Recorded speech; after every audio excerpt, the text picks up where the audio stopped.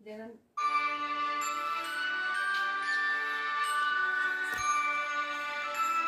నీ పూజ కోసం పూలు కోసుకొద్దామని పొద్దున్నే మా తోటలోనికి వెళ్ళాను ప్రభు.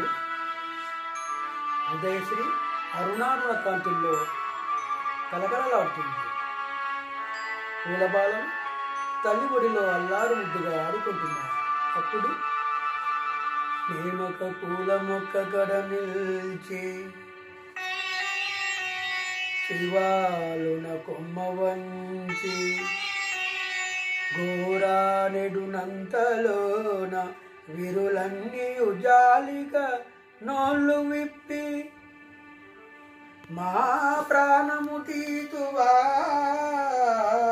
ఎనుచు బావురు మన్నవి కృంగిపోతి నా మానసమందెదో తలుకుమన్నది పుష్ప విలాప కావ్యమై.